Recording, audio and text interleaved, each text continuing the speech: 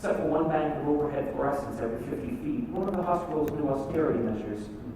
The only foot traffic was the occasional person wandering into the parking lot across the street by way of an underground tunnel.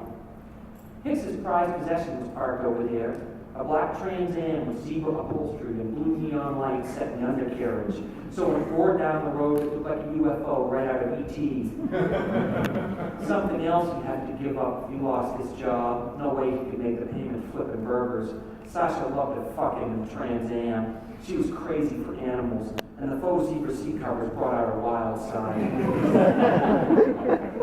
Hicks thought the serial killer would be in the morgue, but it turned out he was already in the autopsy theater. One of the docs had started in on him, then abandoned him there to finish tomorrow. Hicks flipped on the lights over the tables, but left the rest of the room in darkness. He pulled the curtain across the window and the door. There was no bolt, but he pushed the chalk in under the door as far as it would go to make it impossible for anyone to wander in casually.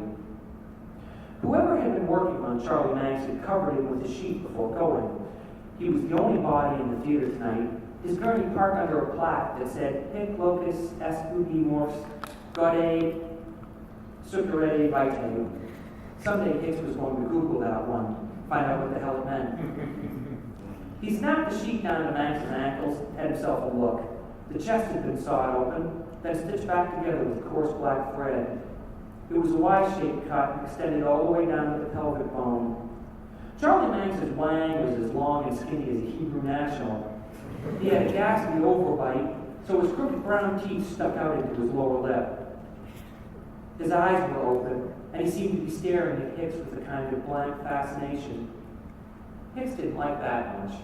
He had seen his share of debtors, but they usually had their eyes closed. And if their eyes were closed, there was a kind of milky look to them, as if something in them had curdled. Life itself, perhaps.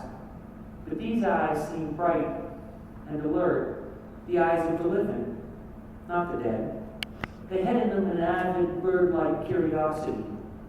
No, Hicks didn't care for that at all. For the most part, however, Hicks had no anxieties about the dead. He wasn't scared of the dark either. He was a little scared of Uncle Jim, and he worried about Sasha poking a finger up his ass, something she insisted he would like. And he had recurring nightmares about finding himself at work with no pants on, wandering the halls with his cock slapping between his thighs, people turning to stare.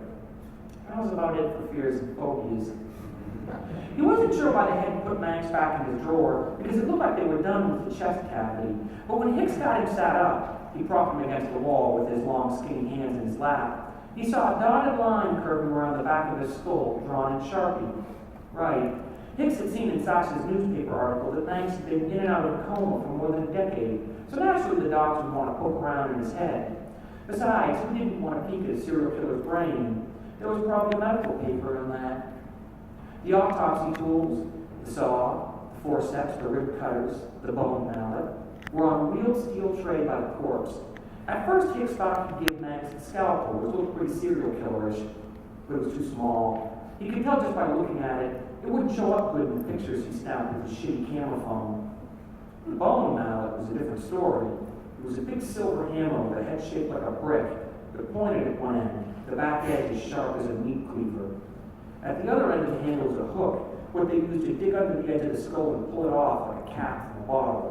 The bone mallet was hardcore. Hicks took a minute to fit it in Max's hand. He pulled a face at the sight of Max's nasty long fingernails, split at the ends and as yellow as the guy's fucking teeth. He looked like that actor from the Alien movie, Lance Henriksen, or someone had shaved Henriksen's head, then smashed him a couple times with the ugly stick. Max also had thin, pinkish white, saggy tits that reminded Hicks horribly of what his own mother had under her bra. Hicks picked out the bone saw for himself and stuck an arm around Max's shoulders. Max sagged, his big bald head resting against Hicks's chest. That was all right. Now they looked like drinking buddies who had a few. Hicks dug his cell phone from its holster and held it out from his body. He narrowed his eyes, struck a menacing grimace, and took the shot. He lowered the corpse and glanced at the phone. It wasn't a great picture.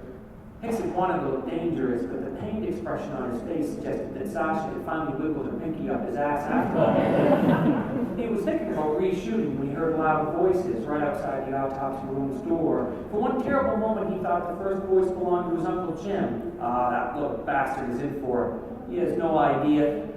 Hicks flung a sheet over the body, his heart going off like someone speed shooting a Glock. Those voices had hitched up right beyond the door, and he was sure they were about to start pushing him to come in. He walked halfway to the door to pull out the chalk when he realized he was still holding the bone saw. He set it on the tool cart with a shaking hand.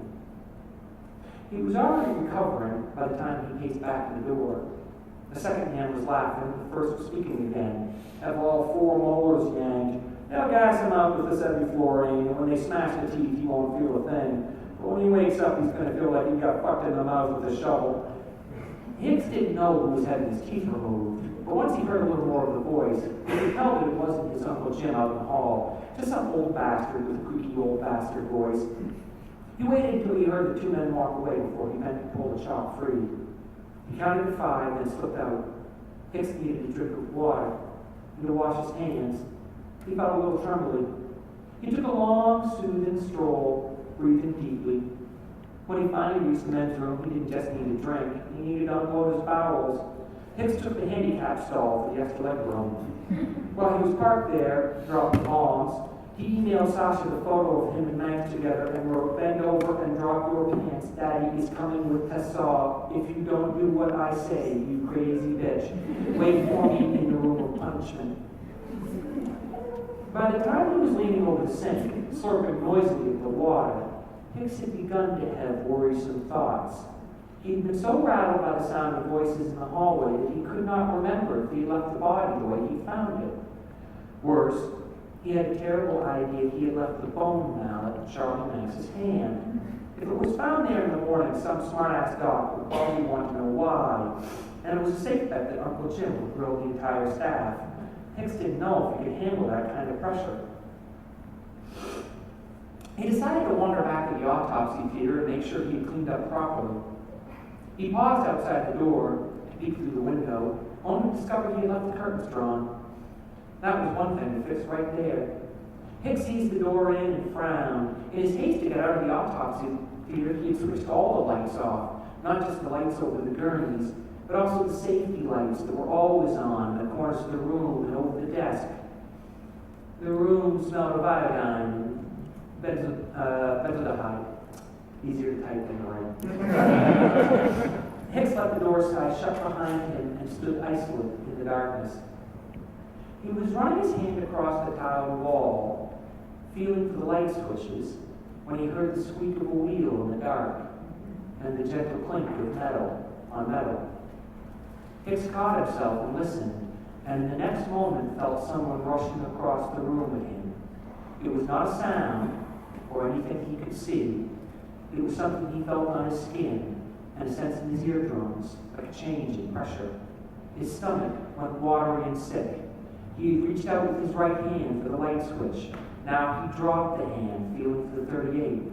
He headed partway out when he heard something whistling at him in the darkness, and he was struck in the stomach with what felt like an aluminum baseball bat.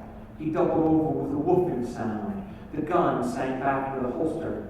The club went away and came back. It caught Hicks in the left side of the head, above his ear, spun him on his heel and dropped him. He fell straight back out of plane and down through frozen night sky, falling and falling, and tried as hard as he could to scream. He made not a sound.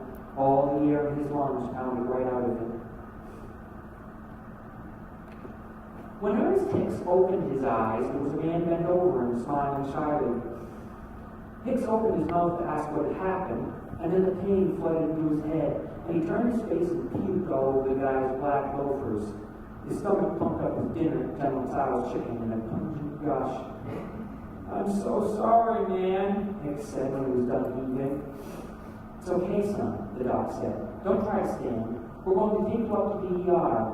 You've suffered a concussion. I want to make sure you don't get a skull fracture." But it was coming back to Hicks what had happened, the man in the dark hitting him with a metal bludgeon. "What the fuck?" he cried. "What the fuck? Is my gun? Anyone see my gun?" The dog, His tag said Sofer put a hand on Hicks's chest to prevent him from sitting up. "Think that one's gone, son," said Sofer. "Don't try and get up, Ernie.